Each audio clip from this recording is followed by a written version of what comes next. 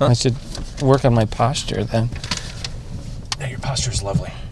Let's make sure we got the... we don't want it facing me as much. Well, you got to be in frame, though. Well, I'm in frame. But no, it's all about you, Josh Caterer.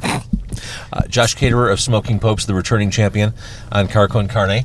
Again on the show. And does this put me in the lead for most appearances? I think so. I think Tyler Wildley at Epic Deli will have some issue with that. But I think this does put you in the lead. In fact, Dennis Buckley was very worried that you would do the show tonight. He was really pushing for Matt to step up, but that didn't happen. Before we begin, Josh Caterer, we're in Joliet right now. I do want to mention Con Carne is sponsored by C&H Financial Services. Business owners, are you tired of your hard-earned profits going toward paying expensive fees every time your customer pays with a credit or debit card? We're happy to announce C&H Financial Services has the solution. They are the fastest-growing financial services company in Illinois, as recognized by Inc. magazine, and their patented technology allows you to eliminate 100% of the fees associated with accepting credit. That's almost all the fees. I would say that is all. 100. And I'm not good at math. I went to Columbia College, but I think that's all. Are you sure? Yeah. Okay. Associated with accepting credit and debit cards as a form of payment. I think clients or sponsors shudder at the idea of the host and guest riffing or improvising off their script. They don't want their ad to become a bit. Right. Or just fundamentally wrong.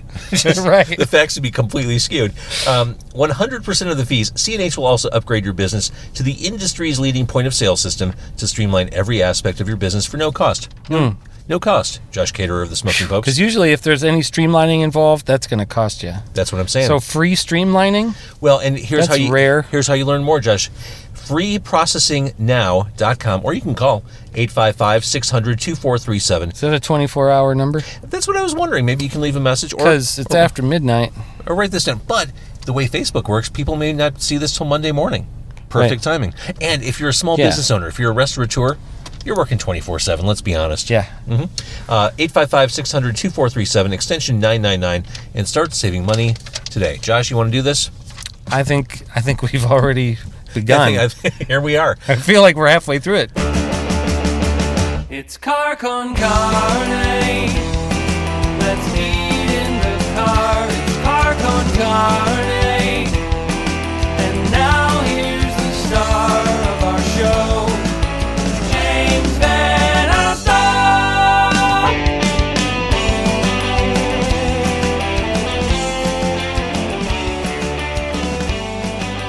I love the fact you've been on the show a lot. You're on the show every week because you did the theme song. Thank you for that. Oh, sure. It's an honor for me to be associated with and appearing on your program every week. This is a rare situation in that we're actually recording after you performed. Yeah. Usually we're just kind of doing this for fun, one-off sort of stuff. You just got off stage at the Forge in Joliet.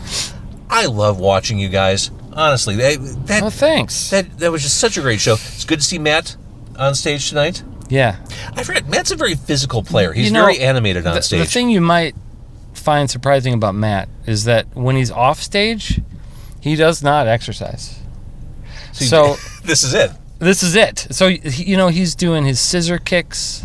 He's jumping around, pogoing, really catching some air up there. You would think, he must, you've got to stay in shape for that. Yeah. Nope. No. This is it.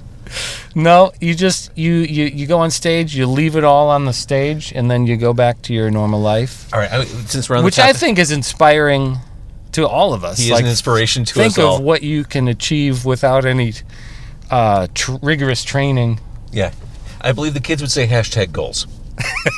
#goals, yeah, I think so.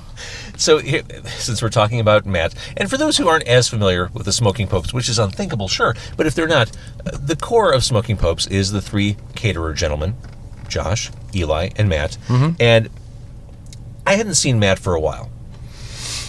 So here's a situation. We're at the Forge in Joliet. It's the T1 Fest. Really, top to bottom, great lineup, really cool bands.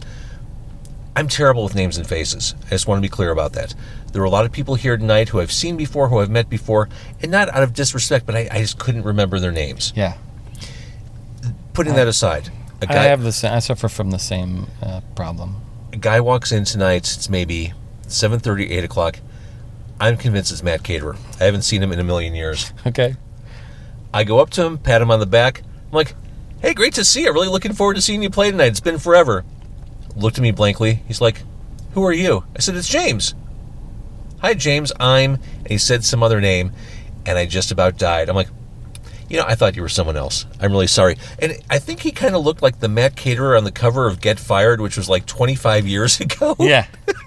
In my head, I'm like, that's Matt. He's changed since then. So it was very embarrassing. That's the sort of what's one of the pitfalls of celebrity, James, as you know, is that you freeze in people's minds. That is true. At whatever era of your career most penetrates their psyche, you are forever that age. So the interesting part of all this is I still didn't talk to Matt at all tonight. I very elusive. I didn't even see him off the stage. Eli was working the merch desk or merch table all night. I saw you. I helped you bring in some gear. Matt was just an enigma. Yeah. And I saw Mike briefly. My whole goal for tonight, besides seeing you and supporting and recording, was making my formal apology to Mike Felumlee for mispronouncing his name. This has stuck with me since the last time we talked about his name, that I've mispronounced his name for 25 years. What were you calling him? Felumlee. Well, okay. Does that count as a full mispronunciation? It's really just emphasizing the wrong syllable. Yeah, but if someone said Van Oosdal, that would be wrong. Or Josh Cartier. Well, see, those are mispronunciations. I would say, what if someone called you Van Oosdal? That'd be wrong. That's just categorically wrong. Or we live in Illinois. Going back to your show tonight, and going back to Eli at the merch table, I was over there. It was maybe right before the Lillingtons played, and one of the guys from the Reaganomics was talking to Eli and talking about how much he loves smoking popes, as we all do. And he was asking Eli what you guys were going to play tonight. Yeah. And Eli said, "I don't want to tell you. That'll spoil it. That'll make it less exciting." And he was kind of being funny, but serious too. Right. And there is something to that. I liked not knowing what you were going to play tonight. I liked not knowing that you opened with Simmer Down. Put it like this. I was enjoying the show so much. And by the end of the show, I was in front of the stage. I kind of forgot about I Know You Love Me. So you played Need You Around, and then you played I Know You Love Me. I'm like, oh my God, I forgot. They still didn't play this, and it was exciting to me. Well, that's nice. See, I don't know why people want to know what's on a set list, because in almost any other arena, particularly of the arts, you don't want a spoiler. Right. You don't want to. You will start watching a TV show. You don't know what's going to happen at the end. You don't want to see. You don't want to know how it's going to be resolved. You don't want to know if some of your favorite characters are going to die. You don't want to know these things. You don't really want to know what you're going to get for Christmas. You don't want to know these things. So why would you want to see a set list before it gets played? And I'm guilty of it. Principle. I've done it. I've done it, and I regret it every time. I don't know what it is.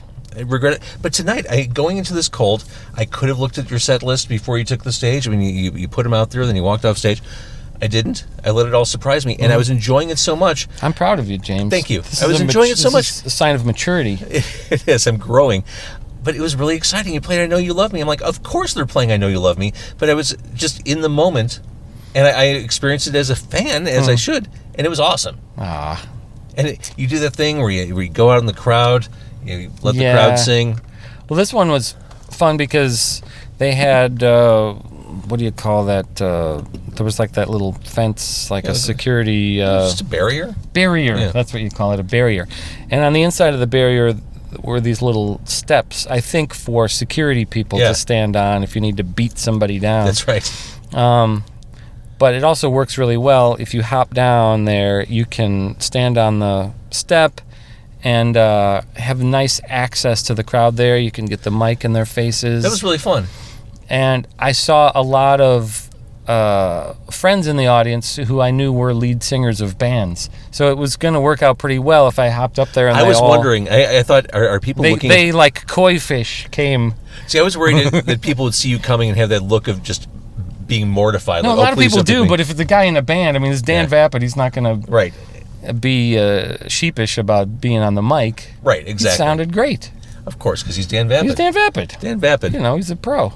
He is a pro. So, really great time tonight. Yeah. I loved every second of it. And the new stuff, you put out an album last year. That stuff integrates really well with the set. Thanks. I mean, the pacing of the set I thought was really good, old and new. You picked a really good set list. It's funny. I'm going to interrupt you before you say something. Sorry. Okay. I was talking to a guy. I don't know who it was. Just someone who's connected with me on Facebook, and he said, I wouldn't miss this show. I've been a Smoking Popes fan forever. Their music is timeless. Timeless is a big word, and I thought about that, and the songs really do hold up. And I thought about the set list afterwards, how the new and the old really were seamless, and there is something to be said. The songs aren't 90s songs that you're playing off Born to Quit or Get Fired or Destination. I mean, they all work together. They all sound contemporary and in their moment.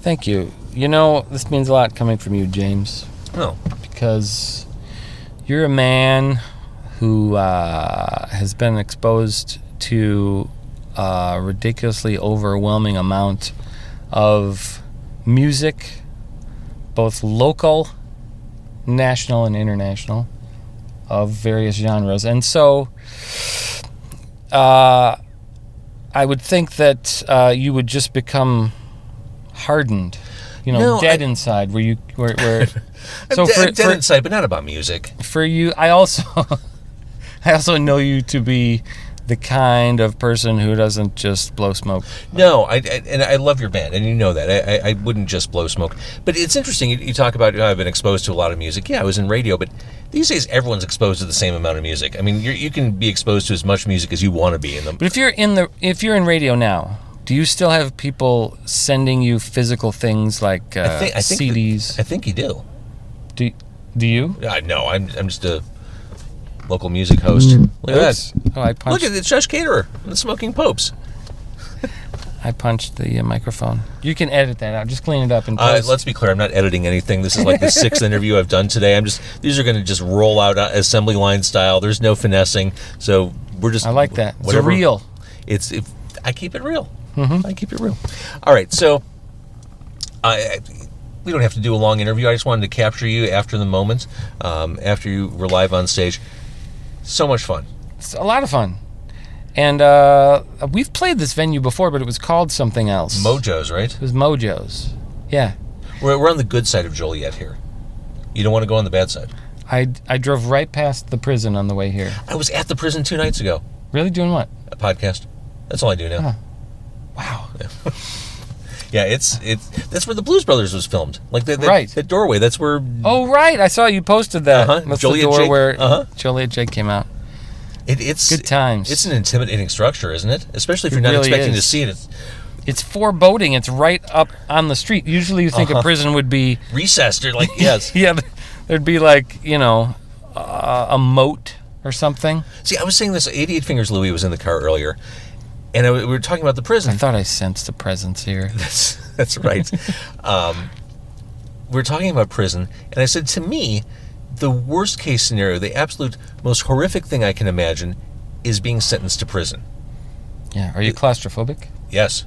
Yeah. Those cells, everything about it. Maybe, what was the movie? Ed Norton was in it. 15th Hour or 25th Hour? I don't know what the number was. But the idea is he's spending his last day as a free man before he has to go to prison, and it's stressful. Like just the mounting tension of him with his relationships with his family as he's getting ready to go off to jail. That stayed with me. So I think about things like that as I was walking around the Joliet prison in the middle of the night, like 14 acres of enclosed barbed wire suites. Access inside a Joliet prison in the middle of the night. Yes, that's pretty special. It was a little scary, not scary, but just unsettling. Yeah, right. Yeah. All right, you lead a cool life, says the lead singer of Smoking Popes. Well, yeah, I mean, I love my life as well, but nobody's letting me into Joliet prison in the middle of the night. You only need to ask. Maybe I could make a couple calls, I guess. I'm sitting there in the balcony watching the first half of your set, and I'm looking down at the crowd. Everyone's singing along. They're singing the lyrics back at you. It's good to be a Smoking Pope. It's good to be Josh Caterer.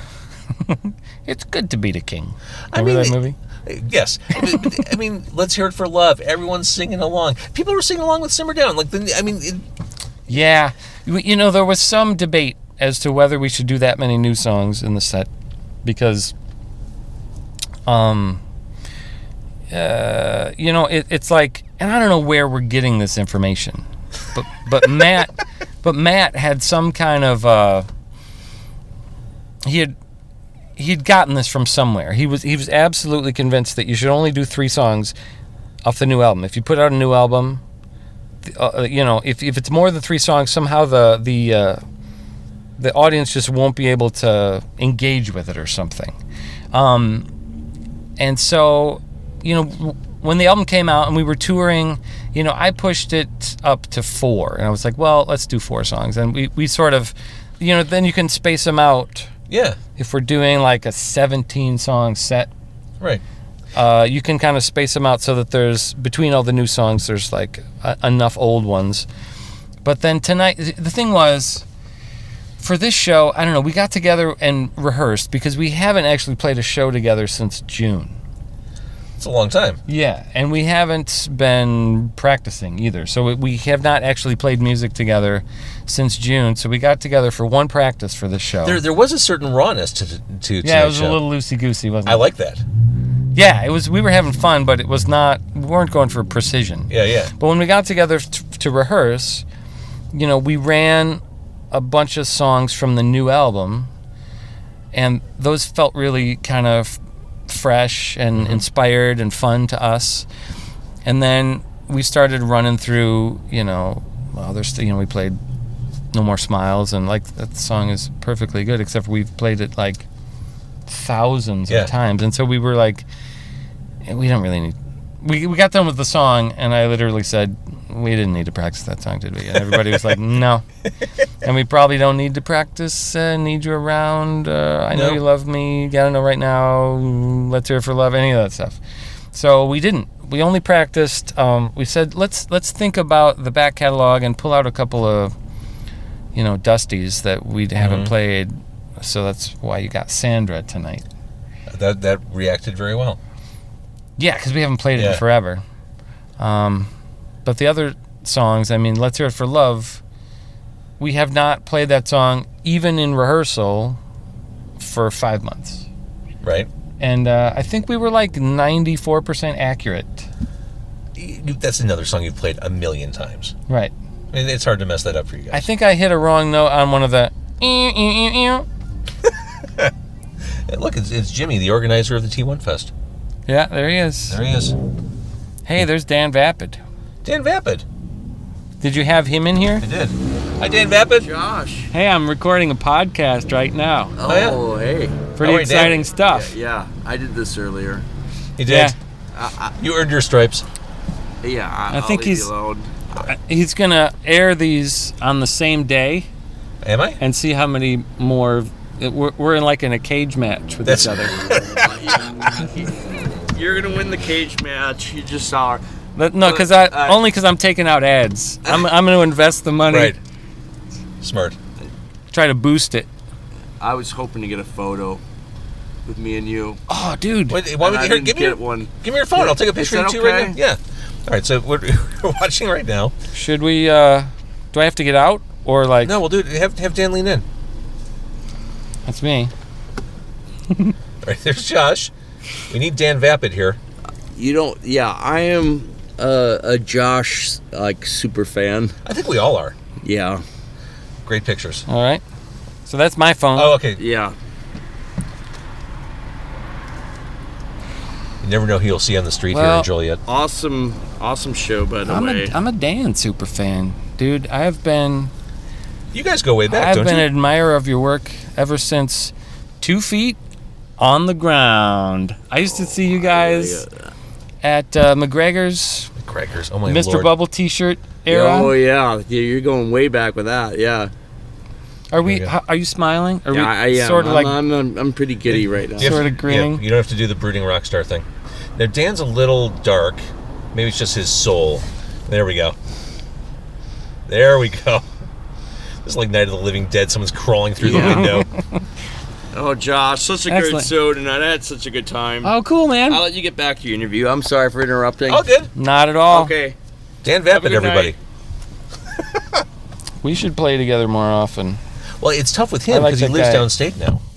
He lives by St. Louis. Oh, boy. Like, Okay. he literally drove here from St. Louis, parked the car, jumped in my car, went into the venue, and he was on stage 15 minutes later. That was how his afternoon Wow. went. A little crazy. Yeah, well, he's in high demand. He's a celebrity. He's being whisked here and hither and yon. Uh-huh. But no, he's done a great deal of things in a great many bands. I said that, but I really meant it. Like, there was a period in time back when I was in high school and started going to shows at McGregor's, and probably a lot of people that you have in this car talk about McGregor's, and you've been to McGregor's, right? Years and years and years ago. Yeah. That was the spot where I saw my first real punk shows, and one of the first bands I saw there was Apocalypse Hoboken, and then soon after that I saw Sludgeworth play at McGregor's, and those two bands were like heroes to me.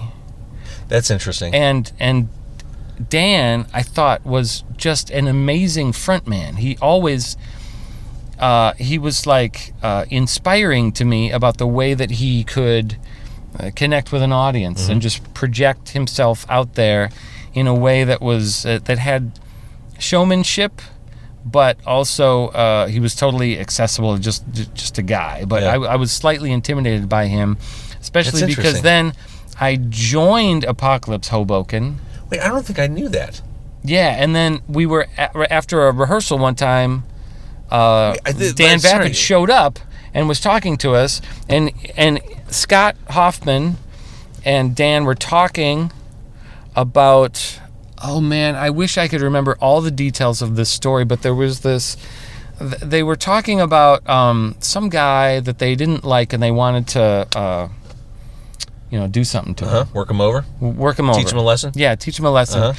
And so Dan had this idea that they would that they would tie his feet to the back bumper of a car, and that Dan would, like, Scott would drive, slowly, kind of like not too fast. Well, what kind of Maybe good 10 Goodfellas shit were you getting maybe into 10 back then? or 15 miles an hour, and that they would flip him over face down, and that Dan would sit on his head so that he would be like a human crayon, and his face would just...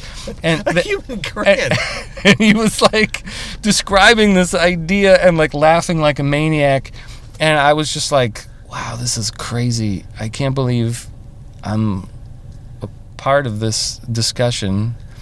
I don't think he means it, but it's really sort of exhilarating just to even be here hearing this story. And so ever since then, I mean, I don't know Dan super well. We see each other at shows. We've had many like show backstage conversations, but I'm always like slightly intimidated that he's going to That's tie me interesting. to the bumper of a car and sit on my head. That's fair. As shocking as that story is, I think I'm more shocked to learn that you were in Apocalypse Hoboken for a minute. I was for actually less than a year. I think it was about 9 months that I was in Apocalypse Hoboken. It was when I first started seeing them, they had a lead singer whose name was Ted. Okay. Do you remember this? I don't. Okay. Yeah, we don't need to go. I mean, Ted. we're getting in the weeds with Chicago punk rock history, but And then, then Ted left, and for about a year before they got Todd Pott, they had a guy named Lyle okay. as their lead singer. And I joined the band during that period, and we wrote and arranged and recorded. I don't think it was a full-length album. I think it was like 6 or 7 songs. It was like an EP called Punish the Innocent that they released on cassette, and it was recorded at Solid Sound, and that was the first time I ever met Phil Bonet. So Apocalypse Hoboken introduced me to Phil Bonet. That's a positive. Yeah. Yeah. That's so interesting. So it was pivotal in Pope's history. I was wondering this. I was thinking about talking to you today. Was it always clear that you were the one who would sing out of you and your brothers? Only because we all tried singing and playing guitar at the same time, and I was the only one that could do it. It's like this thing, right? Where It's like, can you hold a consistent strumming pattern and sing a different a rhythm than that pattern? And so I was the only one that really could do that. You won the challenge early on. But, both of my brothers have good singing voices. I think I got the chance to develop mine more because I won the singing contest early on. But I think, like, if Matt had become the singer of the band back then, like, he would have, developed his own style of singing voice and would have been a perfectly good, front man for the band. All right, so looking ahead to... was this your last show for the year? It has to be, right? No, we have one more. We're playing in December in Milwaukee. Okay, where are you playing in Milwaukee? At the back room at Collectivo. The coffee place? Yeah. Lovely. I love that place. Yeah. This particular Collectivo has a really nice venue in the back of it called the back room. That's so cool. And it's like a 200, well, depending if they kind of take the wall out, it can be, I think, 250. So it's a nice little venue, but it's clean in there. It smells like coffee. That's great. Yeah, it's like just a place you want to be. Smoking popes and coffee. Mm-hmm. Yeah, a little fun road trip to Milwaukee. Why not? All right, yeah, so that's coming up. That. I'd love to. That's December 6th, you said? Is it? I don't know. I'm making that up. I'm going to look on my little phone here. So, and then... December 6th. Look at that. Yeah, this was... They keep wanting to do these kind of shows on Saturdays, but I finally got to the point where I said, I don't want to do the late night Saturday shows anymore. And here we are at 1 in the morning. Because here we are at 1 in the morning. Yeah. This one I couldn't do anything about, but that one I moved it from a Saturday to a Friday because I always have to get up super early and lead worship at church on Sunday mornings, and I got to get up at like 6 in the morning. Gosh. Get out of my car. To do that. You got to wake up and lead. And right. So if I do a poor job tomorrow morning... It's my fault. I'm blaming you. I accept that. It's only fair. And that's between you and the Lord. Here's the thing. You can't smoke inside the venue at the Forge, but there's a smoking area in front of the venue, so everyone who can't smoke inside the venue smokes right by the door. I'm convinced I inhaled so much secondhand smoke. If I laugh, I start coughing. Like I feel like I feel like my clothes probably stink of cigarettes just from walking in and out of that door. I'm so glad that you can't smoke in venues anymore. Oh my gosh, I remember coming home from shows at Metro or Double Door, and I'd have to hang my clothes like outside before I walked in the back door because they stunk. I'd have to take a shower because my hair stunk. I didn't like that even when I used to smoke. I hated going into a venue. Hi, how are you? We are trapped. Oh, by my car? Oh, you can't get out? And Dan Vapid's car, and we can't leave. Okay. And he walked away and went back in the bar. Oh, so you just need me to back up, right? Yeah, that'd be All right, great. here we go. Back up a few feet. This is a first for the podcast. Here we go. Sorry, guys. Oh, not a sorry thing. We got to get you home. You're making podcast history. Podcast history. Here we go. This is a first. Driving while holding the mic. Yeah. It's okay. We were wrapping up anyway. She was trapped. You got plenty of space back there, by the Do way. I can keep going? Yeah, I think you could go another 6 feet. Oh, she's good. That minivan is as good as out of here. Mm-hmm. You take that minivan back to Naperville. All right. Go home. Get some rest. Go do your thing. Josh, obviously, it's always a pleasure hanging out with you. But also, what a great pleasure seeing Smoking Popes live on stage. Oh, thank you. It's amazing. I appreciate your still, ongoing support. You're still great. You've aged so beautifully. Clean living, James. Actually, it is clean living. I was thinking about that when you were on stage. There are water bottles everywhere. Mm-hmm. And as I recall, during 88 Fingers Louis' set, there were beer cans everywhere, and I think for the other bands. But yeah, good clean living from the Smoking Popes. An inspiration to you kids. Yeah, I mean, that's not to say that I'm a teetotaler, which I think is evidenced by the fact that the last time I was on this podcast, one of the other podcast guests forced us all to do shots of tequila before before we got in the car. Was that the doctor who prescribed that? I think it was. Dr. Wilson. Yes, it was. He's a he doctor. insisted on buying us shots of tequila. He's a doctor. He knows what he's doing. It was pretty good, too. That was Fired Up Tacos, which I've been back to a couple of times since A couple then. times. Yeah. Do those vegan Asian tacos. Those were You good. get a taste for them. I'm hooked. All right. Well, Josh, thank you for doing this. Get some rest. Smoking Popes in Milwaukee next month, and we'll just keep an eye on another Chicago date in 2020. Okay. Look, it seems I know you want to kick me out of the car. I want you to be able to live your life and get some sleep and lead.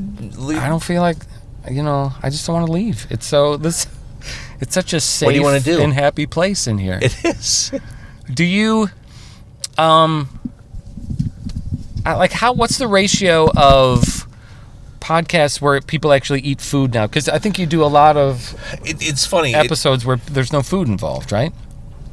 It's not an intentional thing. I've done a lot of, I guess we'll call it event coverage over the past couple months, where I've done things like T1 Fest or Cold Waves at Metro or Riot Fest, or I did a golf tournament where I'm just out at these events all day, and it's a chance to interview a whole lot of people, but there's no food involved. And I don't want to do that thing where I'm just doing traditional interviews. If I'm going to these events, I want to be able to do it in my car. Riot Fest doesn't count. But I mean, here, same situation. Like, here's a chance to talk to you and to 88 and to Dan.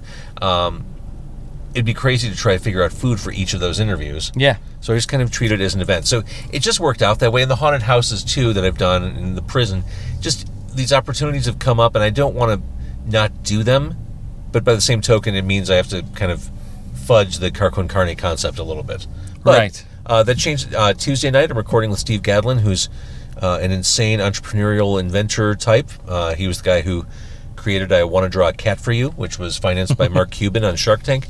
We're going for pierogies on Tuesday night. Nice. So, I mean, I'm not Does walking it always have to be dinner because of your schedule, or Yeah. do you ever do breakfast with somebody? I'm open to breakfast. I could do a breakfast. Because I like to push the envelope and break new ground with you.